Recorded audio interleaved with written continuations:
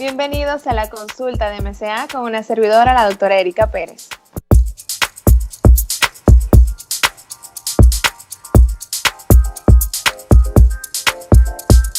Bueno, esta semana, bienvenidos a la consulta de MCA, de nuevo con una servidora, la doctora Erika Pérez. Muchas gracias por la sintonía cada semana. Recordarles que todos los programas que hemos trabajado durante estos últimos meses pueden adquirirlos vía YouTube. Principalmente los tengo todos recogidos de forma organizada en mis redes sociales, @doctora.erikaperezl, y también en las redes de SIN pueden conseguir bajo la consulta de MCA con la doctora Erika Pérez todos los programas ya previamente grabados. Hoy tenemos un tema súper interesante. La verdad es que podría estar o no relacionado en este caso con el COVID, que ha sido nuestro tema de mayor, vamos a decir, trato. En eso es que nos hemos enfocado en todas las últimas semanas. Y de alguna manera esta pandemia nos ha dado muchísimos problemas de forma colateral. Estoy segura que esta es una de las principales cosas que podríamos manifestar. Vamos a presentar un caso para poderle dar introducción a este tema tan interesante. Pensemos en por ejemplo, en una mujer de 55 años que se queja porque tiene unas varices en las piernas muy, vamos a decir, evidentes, y también tiene inflamación en las piernas. A esto normalmente luego de un estudio le diagnostican insuficiencia venosa. Leemos ese diagnóstico y no sabemos qué es. Vamos a darle introducción al doctor Nelson Encarnación, cirujano vascular, especialista en angiología y en cirugía endovascular. Él me va a hablar un poquito precisamente de esta especialidad que es tan interesante y tan prudente. Bienvenido, doctor Nelson. Saludo, Erika. Buenas tardes para todos los que nos escuchan y los que nos ven. Gracias por la invitación. Es un placer, principalmente el doctor Nelson forma parte de nuestro staff en Medicina Cardiovascular Asociada, y cuando lo invité al programa para hablar del tema de insuficiencia venosa, que hacía la introducción y le decía, doctor, entonces cirujano vascular, cardiovascular, y él me dijo, hay una diferencia entre un cirujano vascular y un cirujano cardiovascular. Vamos a tocarlo en el programa y lo voy a hacer de forma introductoria. Cuéntanos, doctor, ¿cuál es la diferencia? Porque para mí el tema de varices era el cirujano cardiovascular el que normalmente lo trataba. ¿Cuál es la diferencia? Sí, así es. Efectivamente, Erika, como dices, no solo tú, sino un gran número de la población en general, incluidos médicos, incluso cirujanos. Yo en mi inicio de mi carrera de cirugía general no tenía muy claro cuáles eran las diferencias de estas dos especialidades que vamos a explicar a continuación.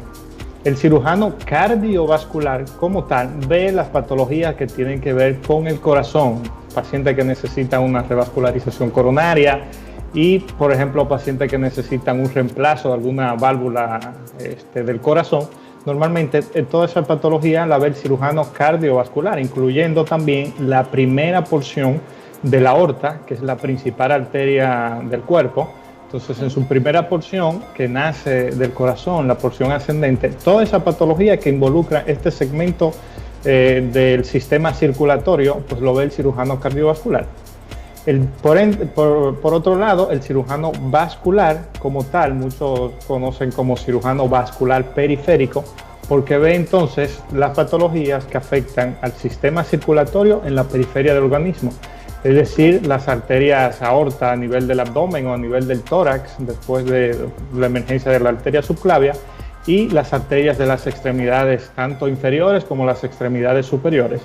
Y también las patologías de las venas que afectan tanto las extremidades superiores como las extremidades inferiores. Ok, o sea que es muy pertinente saber cardiovascular. La palabra per se te orienta que va al corazón.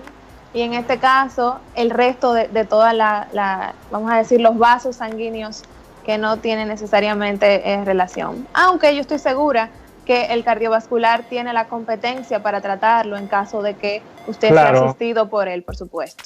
Claro, efectivamente, el cirujano cardiovascular atiende algunas patologías también que afectan al sistema circulatorio periférico. Claro. No así el cirujano vascular periférico. Difícilmente veas un cirujano vascular periférico operando no va a ser un cirugía corazón. de bypass. Completamente te comprendo. Entonces, dándole el hilo al tema inicial, cuando nos reportan una insuficiencia venosa, pues muchas veces el término como que nos genera cierta confusión, que las venas están insuficientes. ¿A qué se refiere? ¿Qué significa una insuficiencia venosa, doctor? Sí, una insuficiencia venosa, que déjame decirte, es algo muy común en sobre todo mujeres. 3 a 4 mujeres de cada 10 van a estar padeciendo insuficiencia venosa a lo largo de su vida. Okay. Y sobre todo en estos días de pandemia y de coronavirus, se han visto exacerbados los síntomas. A mí me han llegado a la consulta varias pacientes diciendo que se han exacerbado sus síntomas, que han aparecido nuevas venas en sus extremidades, y esto porque hay un factor muy importante que condiciona el desarrollo de la insuficiencia venosa, que es el sedentarismo, o permanecer mucho tiempo sentado y permanecer mucho tiempo de pies también. A lo que se refiere la insuficiencia venosa es que las venas, como sabemos, retornan la sangre desde las extremidades de los diferentes órganos del cuerpo al corazón. En el caso de las extremidades inferiores, las venas tienen unas válvulas en su interior que ayudan a que la sangre se mantenga en una sola dirección, una dirección ascendente. Entonces, cuando este sistema valvular falla, no cierra bien, entonces la sangre está en ambas direcciones, sube y baja, es lo que se llama reflujo venoso. Entonces, esta condición como tal se conoce como insuficiencia venosa. Ok, y eso es algo que sí diferencia las venas de las arterias, ¿verdad? De que las venas tienen, como sale en la imagen, como esas valvulitas, ¿verdad? Que llevan la sangre hacia el corazón, y son esas valvulitas las que usted explica que se vuelven incompetentes, que no están haciendo su trabajo. Así es una de las diferencias de las arterias y las venas. Las arterias llevan la sangre desde el corazón y las venas la retornan. Y como es lógico pensar que van en contra de la fuerza de la gravedad, o sea, la sangre tiene que subir desde los pies al corazón, y pues sería lógico pensar que tiene cierta dificultad para hacerlo, pero por eso las venas están provistas de esa válvula para que cuando la sangre suba con cada latido del corazón, pues esa válvula se cierre y no se devuelva. Interesante, con esa misma explicación tiene mucho sentido ahora la parte de la sintomatología a la que usted se refería inicialmente, ¿verdad? O sea, esa paciente del caso que presentaba se quejaba de inflamación en las venas. Y esto ocurre, me imagino, por lo que usted está explicando. Amplíeme un poquito entonces de estos principales síntomas.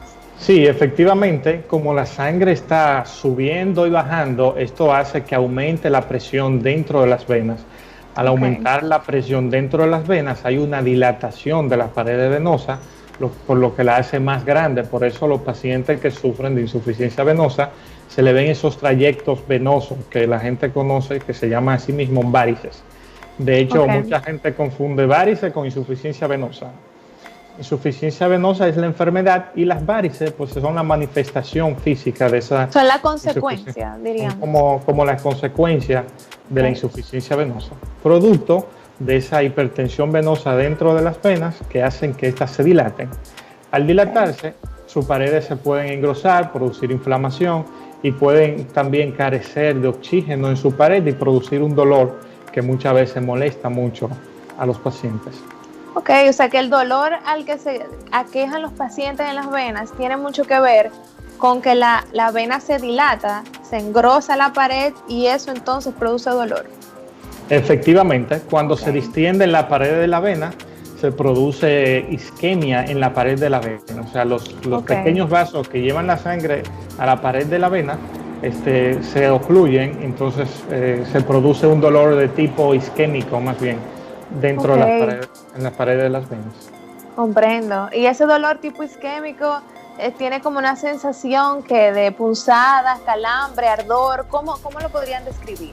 Sí, los pacientes normalmente sienten las piernas pesadas, son muy cansadas, sienten una especie de hormigueo en todas las piernas. Y pues son típicamente pues manifestaciones de la enfermedad o la insuficiencia venosa crónica.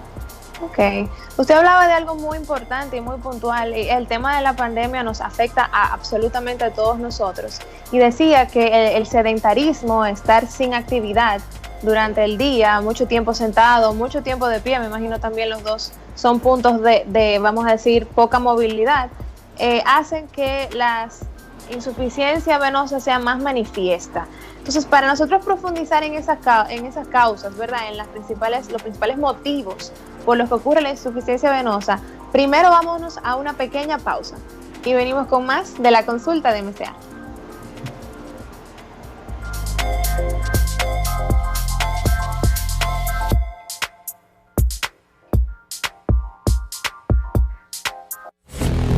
Informar con criterio, coherencia y objetividad tiene el poder de generar cambios significativos en la sociedad y trascender barreras. A través de Noticias SIN, asumí esta responsabilidad apegada a los principios éticos que nos identifican.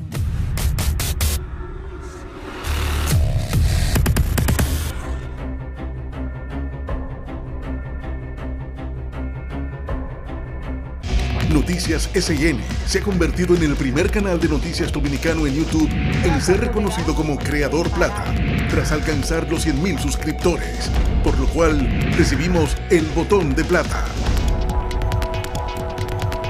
Gracias por preferirnos.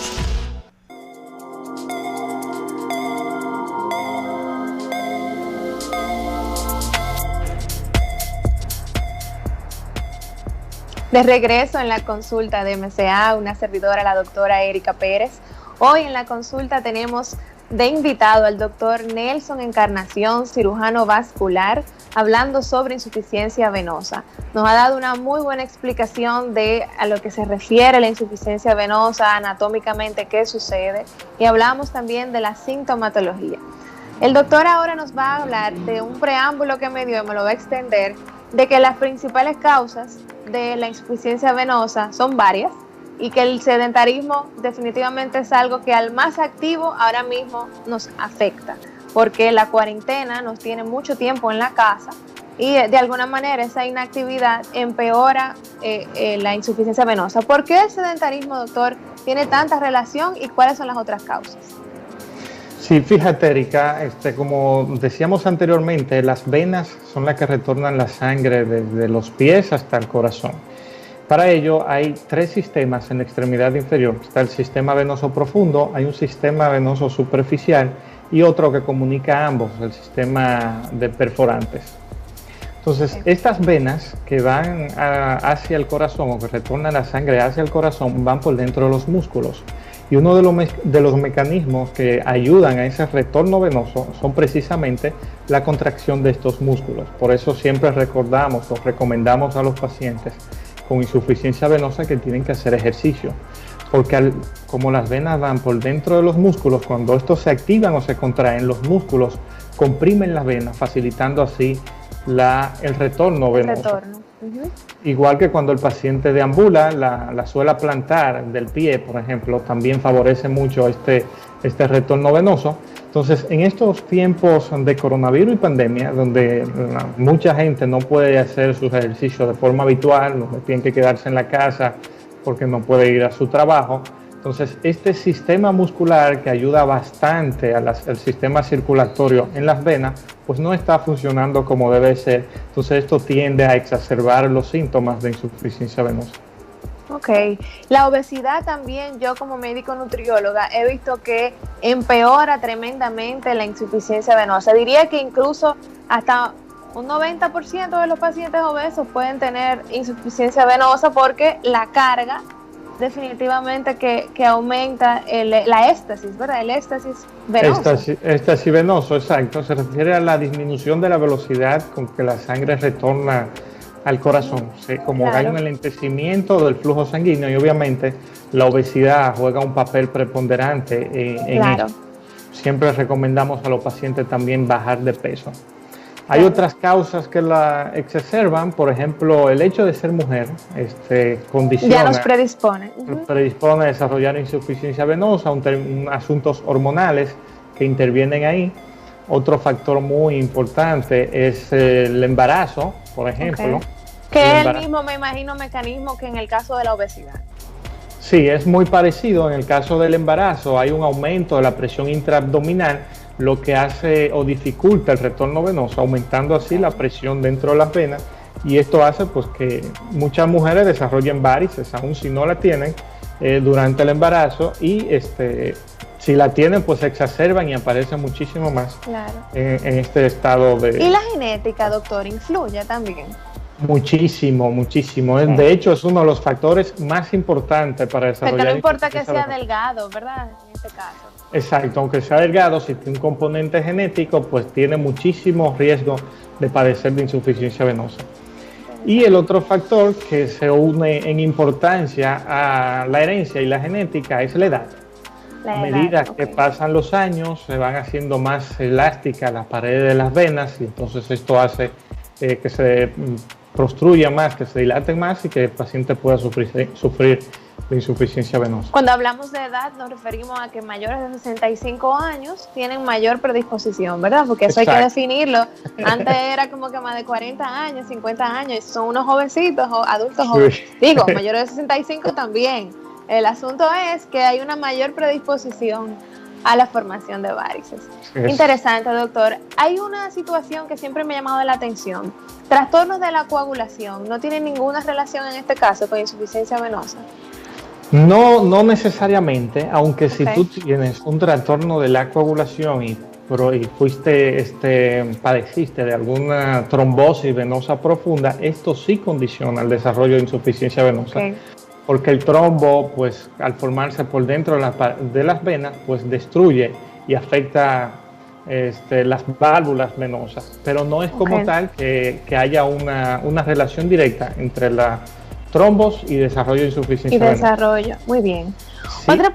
Perdón. Que lo Si interrumpí. hay una relación inversa entre el padecer de insuficiencia venosa y sufrir de alguna trombosis, porque como te decía anteriormente, al flujo sanguíneo en las venas estar tan lento, porque sube y baja, puede acumularse mucha sangre dentro de las paredes de la vena y predisponer a desarrollar trombos y producir una trombosis venosa superficial o una trombosis venosa profunda que puede migrar hacia las venas o a las arterias pulmonares y producir un embolismo pulmonar. Esto sí ya sería una complicación muy seria Sí, y muy grave de la insuficiencia venosa. claro. Yo ese tema lo quiero ampliar un poquito más cuando lleguemos a la parte de las complicaciones, porque ciertamente me preocupa que a veces la gente entiende, o las personas, que cuando tengo varices el problema es estético.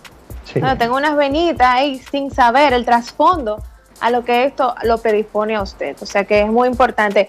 Cuando incluso hablaba del caso, que lo mencionaba en el primer bloque del programa, hablaba de una mujer de 55 años y lo puse muy explícitamente mujer porque sabía que es el sexo más predisponente, que va a un estudio, en este caso una sonografía, y se hace la prueba en las piernas y encuentra entonces la insuficiencia venosa. ¿Es en este caso la sonografía de miembros inferiores el principal punto de diagnóstico o cuáles son los métodos bajo los cuales usted diagnostica a un paciente con este problema? Principalmente, como todas las patologías en sentido general, la historia clínica. El examen físico aporta pues, más del 85% del diagnóstico de insuficiencia venosa. En el examen físico vamos a encontrar una de las primeras manifestaciones, que son las famosas arañas vasculares o las telangiectasias, que es como la forma de cómo inicia la insuficiencia venosa, pero también podemos ver las venas abrotadas en las piernas o muy dilatadas. Se puede acompañar también de edema, hinchazón en las piernas y ya en estadios más avanzados, cambio de coloración. Pero efectivamente, para confirmar el diagnóstico, el método estándar o el gold estándar para insuficiencia venosa lo constituye el ultrasonido Doppler venoso, en el cual podemos medir o ver el flujo de sangre, en qué dirección va en las venas. Cuando ponemos Doppler color en un ultrasonido, pues se diferencian, siempre aparece un color rojo o azul, que esto va a orientar si la sangre se aleja o si se acerca al corazón.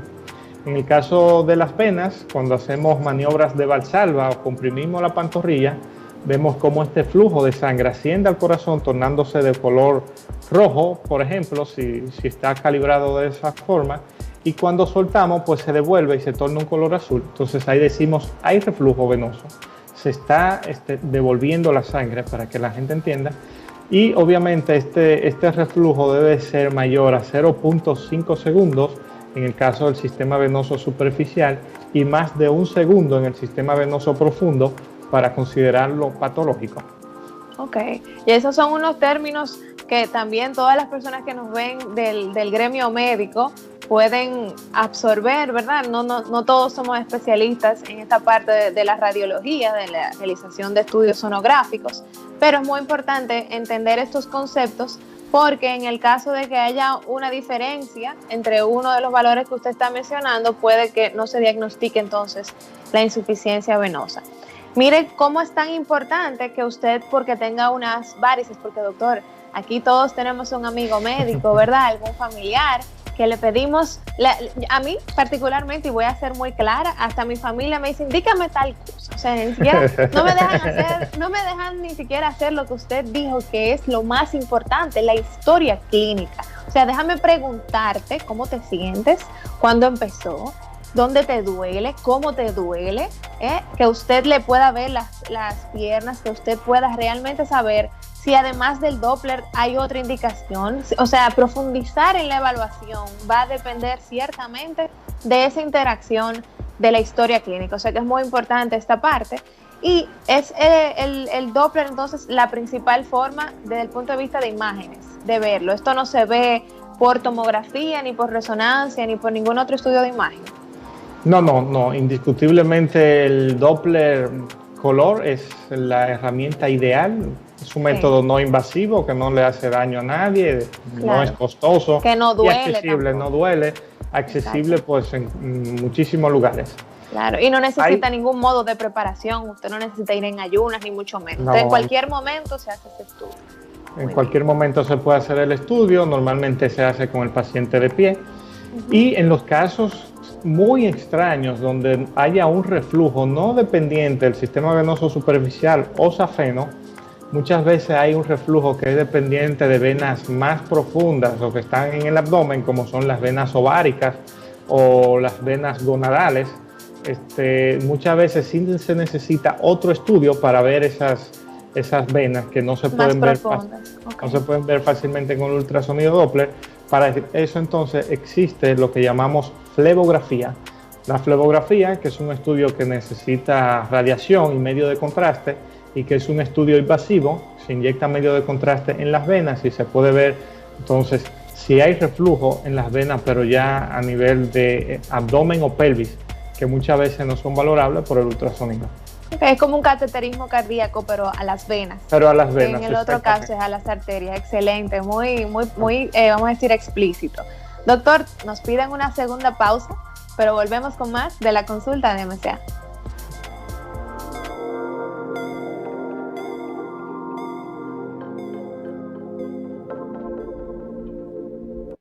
Todo nuestro contenido está disponible en nuestro canal de YouTube, Noticias SIN. El verdadero periodismo se vive y se siente en cada acontecimiento. No tiene restricción de tiempo ni lugar. Esa entrega, ese trabajo con rigor en equipo, se vive 24 horas al día.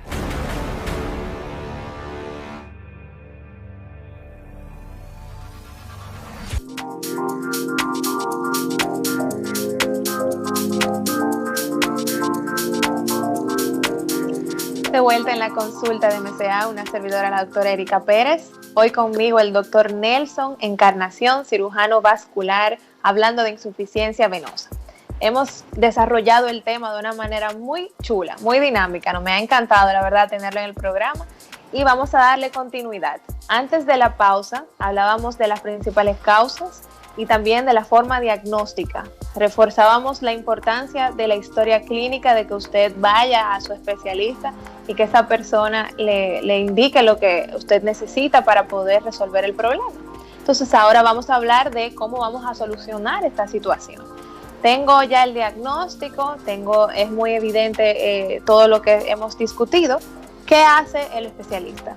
Porque sí se utiliza, y esto lo voy a decir porque la verdad es que yo tengo muchos pacientes que tienen un medicamento que no puedo mencionar el nombre, pero lo utilizan de manera muy regular, 500 miligramos todos los días, de uso continuo. Quisiera saber si eso es un tratamiento que es necesario, usted me ampliaría sobre eso, cuándo se necesita un método invasivo, cirugía, inyección en las venas, que muchas personas conocen sobre esto, láser. Amplíanos sobre este tema. Sí, efectivamente, Erika. Pues hay ciertos medicamentos. El tratamiento para la insuficiencia venosa lo podemos clasificar en un tratamiento médico y un tratamiento quirúrgico.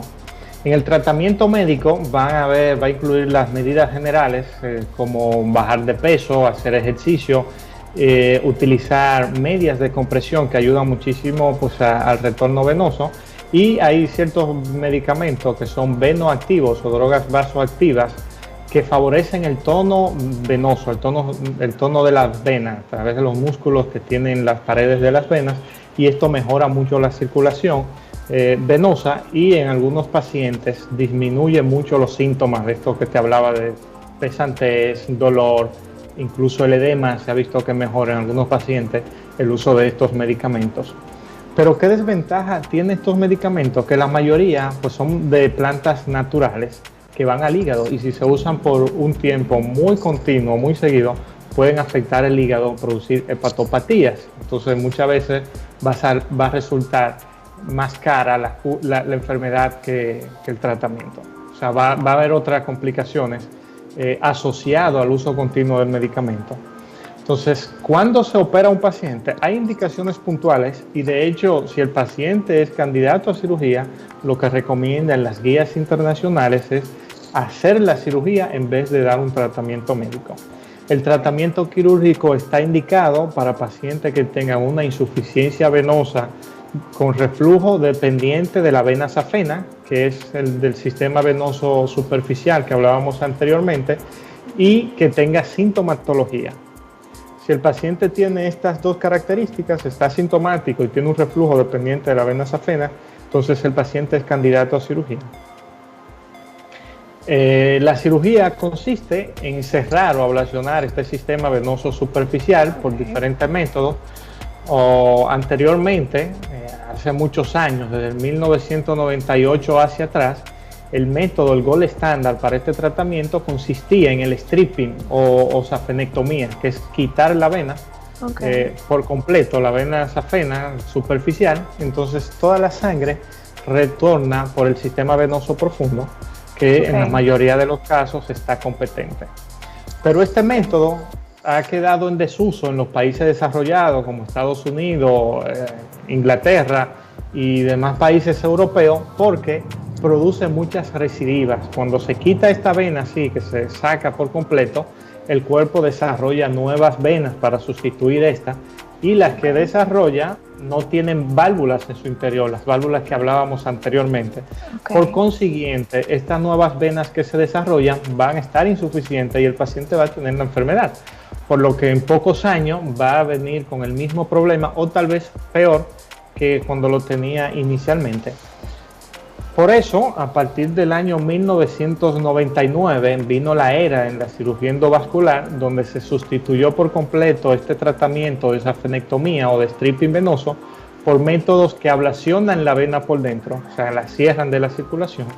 Aquí entran los métodos térmicos que conocemos, que la gente ha escuchado mucho, el láser. O sea, cuando usted habla de abladir, vamos a decir, traducir eso, usted se refiere a mantener la vena en su sitio, pero a cerrar su Pero función, cerrada, efectivamente.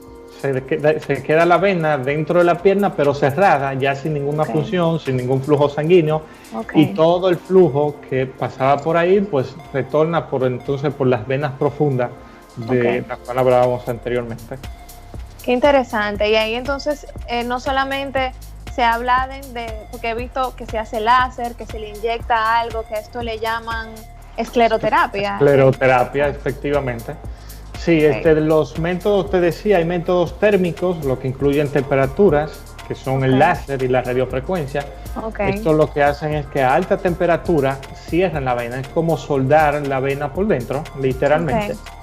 Tú le pones calor y entonces la vena se cierra. Y está la de la escleroterapia, que es un medicamento, en la mayoría de los casos un detergente, que se inyecta dentro de las venas, y este medicamento irrita las paredes de las venas y también hace que se cierren. Esto es muy interesante, doctor, porque usted sabe que vivimos en una era de intrusismo, y esto significa la realización de procedimientos de este tipo y de cualquier otro cuando usted no tiene la competencia para hacer eso, ¿verdad? Yo podría hablar de que de este procedimiento podría verlo en centros estéticos. ¿Esto es algo que usted aprobaría? ¿Esos son procedimientos que usted hace? ¿Considera que el riesgo es muy bajo para esto? ¿Cuál es su opinión sobre esta parte? Sí, fíjate, la escleroterapia de hecho es el gold estándar para las venas pequeñas, las venas la telangiectasia o las arañas vasculares, como se le llaman. Pero sí hay que tener un criterio diagnóstico muy preciso y estar bien documentado la patología para poder hacerlo.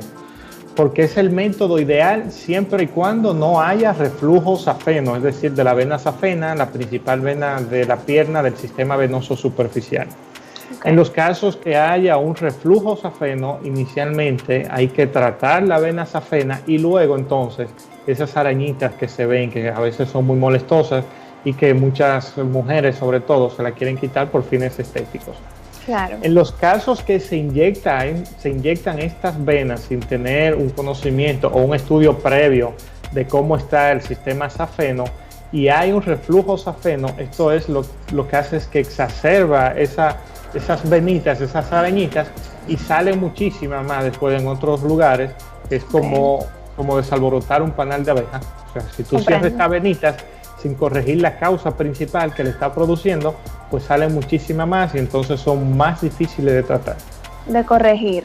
Y en el caso, por ejemplo, hablando tanto de safena, recuerdo que los pacientes que se operan de bypass o de puentes coronarios utilizan la vena safena como puente. Yo pienso que esa es la principal vena de uso. Estos pacientes que se quedan con una safenectomía, ¿tienen entonces como efecto colateral esta recidiva de que hay colaterales, como le dicen, o pequeñas venitas que van a hacer la función, o esto hay manera de prevenirlo?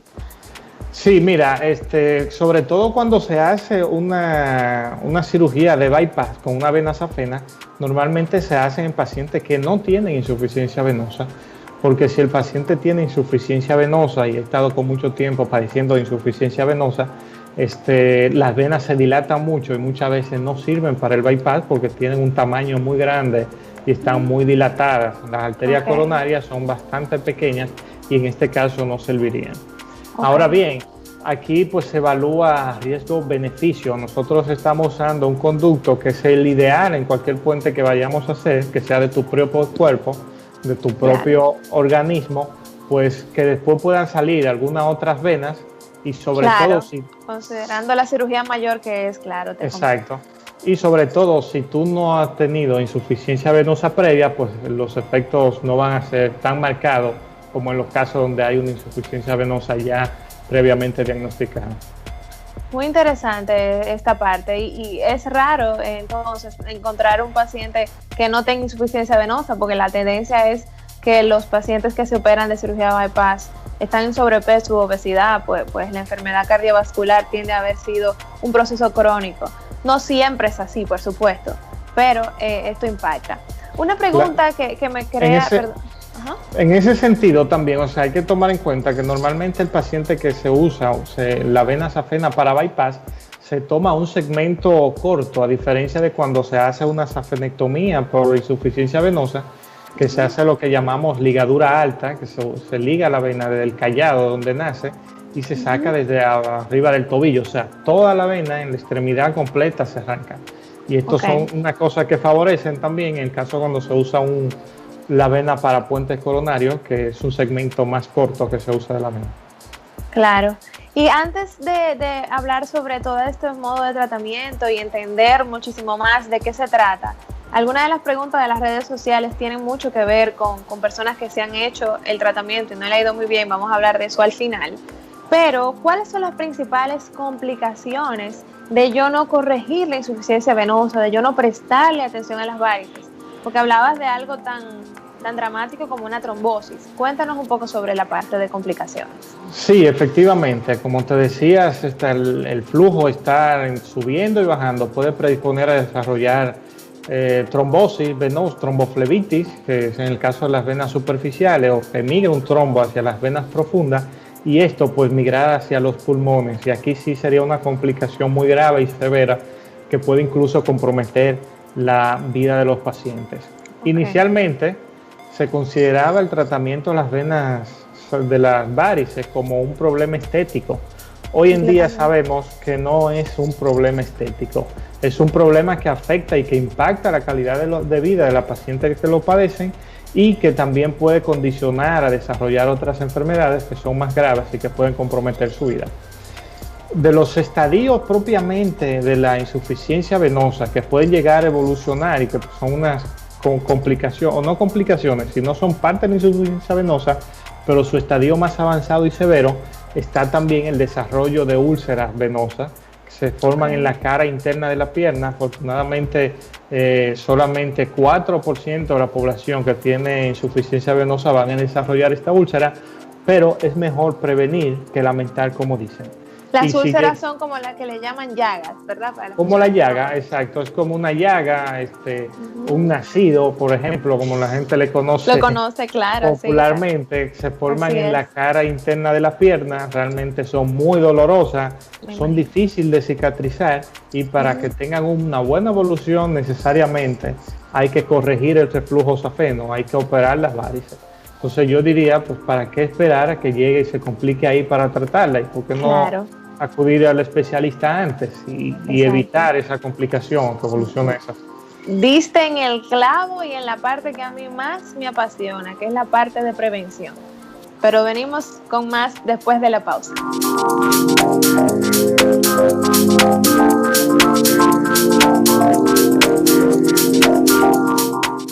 Noticias SIN se ha convertido en el primer canal de noticias dominicano en YouTube en ser reconocido como Creador Plata, tras alcanzar los 100,000 suscriptores, por lo cual recibimos el botón de plata. Gracias por preferirnos. Todo nuestro contenido está disponible en nuestro canal de YouTube, Noticias SIN.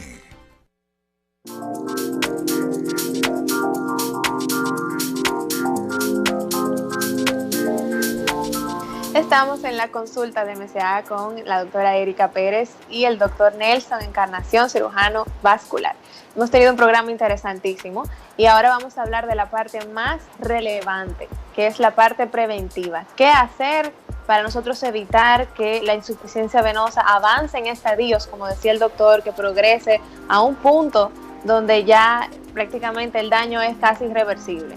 Y es importante saber, doctor, cuándo nosotros consideramos prevención, o sea, en qué momento estamos en el punto idóneo de que esto no se complique.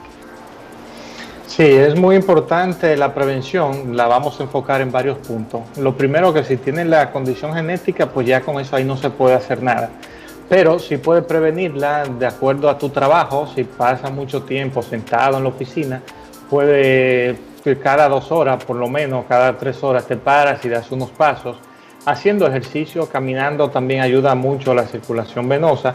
Y en el caso de que personas pasen mucho tiempo de pie en su trabajo, pues disminuir la estancia de pie. Y si en el caso de que sea muy necesario para permanecer mucho tiempo de pie, utilizar unas medias de compresión que son profilácticas, una compresión clase 1 que va de 15 a 20 a 30 milímetros, de 15 a 20 milímetros de mercurio, y de esta forma pues vamos a ayudar a que no se desarrolle la enfermedad. Si ya tienes la enfermedad y tienes insuficiencia venosa crónica y ya tienen trayectos varicosos, pues lo mejor es tratarla en ese momento antes de que pase a un estadio más severo, a una complicación mayor. Afortunadamente, Erika, hoy en día nosotros tenemos ya en nuestro país disponibles los métodos más avanzados que se usan para tratar esta enfermedad en todo el mundo, en los países desarrollados, lo que es el estándar, por ejemplo, en Estados Unidos, Inglaterra y demás países desarrollados, lo tenemos disponibles aquí en nuestro país para darle ese tratamiento, que puede ser incluso de forma ambulatoria. O sea, es un procedimiento que usted llega hoy al centro y ese mismo día se va a su casa y al otro día ya puede hacer sus actividades normales. Entonces, o sea, que es una cirugía de un día. Eso es fabuloso, que no es algo que usted tiene que hospitalizarse de un día para otro y por tanto usted reduce tasa de complicaciones, infecciones, incluso la parte económica, por supuesto. Exacto. O sea que es muy importante que sepamos que en nuestro país contamos con especialistas capacitados para eso. y que lo más importante es que hay que tratarlo a tiempo, que es lo que el doctor me dice. Mire, a mí me parecía que el uso de medias compresivas se utilizaba en todos los casos, teniendo el problema, no teniendo el problema, incluso nosotros como médicos al fin que nos mantenemos mucho tiempo de pie, usted que es cirujano, que probablemente en un procedimiento pueda tardar horas, a veces se utilizan las medias compresivas de forma preventiva, ¿verdad? Y es buscando ese mismo objetivo. Claro, exacto, aumentando, pues disminuyendo la hipertensión venosa en las piernas para evitar pues, que se siga progresando la enfermedad. Excelente. Doctor, usted sabe que ahora en las redes sociales nosotros podemos tener interacción con todas las personas que nos visualizan y cada semana siempre logro reclutar algunas preguntas cuando anuncio cuál es el tema de interés. Y en este caso le voy a mencionar los dos casos que tengo. El primero me dice, soy una mujer de 45 años y he tenido el procedimiento para corregir varices en 4 ocasiones. Me las he inyectado, mejoro, pero vuelven a salir. ¿Hay algún método realmente definitivo? ¿Qué está pasando en este caso? Hay que ver porque probablemente lo que te decía anteriormente, si la paciente tiene reflujo safeno y esto no se corrige y se inyectan las venitas, ¿no? La gente le llama varices, pero sabemos que las varices son las más de 3 milímetros, las venas que se ven grandes. Entonces las arañas vasculares o la telangiectasia, que son las que inyectan normalmente los que se dedican a medicina estética, por ejemplo, si esto se inyecta sin corregir el reflujo safeno, pues tienden a aparecer. Obviamente, aunque se trate el reflujo safeno también, o sea, no es que descarta la posibilidad de que vuelvan a aparecer, pueden volver a aparecer porque tratamos las venas que están en ese momento, pero el paciente sigue con la enfermedad que la desarrolló, que es la insuficiencia venosa. Y aunque quitemos esas venitas, pues no estamos quitando la condición genética, por ejemplo, que pudo haber desarrollado esas venas, por lo que la paciente puede desarrollarla nuevamente. Ahora bien, si hay reflujo safeno, el tiempo en que va a desarrollar y que van a aparecer estas venas nuevamente, pues es mucho más corto que cuando se trata pues, el sistema venoso principal, superficial. Esto es muy importante. Y la otra pregunta dice, doctora, me pasa que se me inflaman las piernas cuando termine el día, pero amanecen normales. ¿Qué es lo que está pasando? Sí, mira, es una de las características del edema por insuficiencia venosa. Es que aumenta cuando hay calor y en las horas más calientes del día y disminuye en las horas más frescas de la mañana. Esto pasa básicamente porque cuando el paciente está acostado en su cama, la presión dentro de las venas, como están los pies al mismo nivel del corazón, se hace igual a 0. Entonces, baja mucho la presión y el edema obviamente se produce, como te decía anteriormente, por la hipertensión venosa. Entonces, cuando estamos acostados y en las horas de la mañana, pues el edema es menor precisamente por esto. Y va progresando a medida que va calentando el sol en el día. En el día. O sea que también influye la posición. Por eso una de las principales recomendaciones sería subir las piernas para que esto mejore, pero esto no está corrigiendo el problema. Ojo. No, simplemente una medida, obviamente, por gravedad. Sí, exacto, y puede ayudar a que baje el edema, porque igual, como te digo, disminuye la presión venosa en las extremidades y entonces, por consiguiente, también va a disminuir el edema. No, y lo del calor no lo podemos corregir, tendríamos que mudarnos de país, y ni así a veces. Así es que es muy importante que consideremos todas las recomendaciones que el doctor Encarnación nos ha dado hoy. Doctor, muchísimas gracias por su tiempo, muchísimas gracias por su disposición. Ha sido un programa de muchísimo provecho. A todas las personas que nos están viendo, pueden ver el programa en los canales de YouTube de SIN, SIN 24 horas, y también van a encontrar el link en mis redes sociales, @doctora.ericaperezl, y también seguir la de MCA, @mca.rd. Gracias, doctor. Y lo tendré por aquí próximamente para hablar de otro tema interesante. Muy buenas noches. Claro, con gusto, Erika. Gracias a ti. Buenas noches. Un placer. Bye bye a todos los sintonizados. Chao, chao.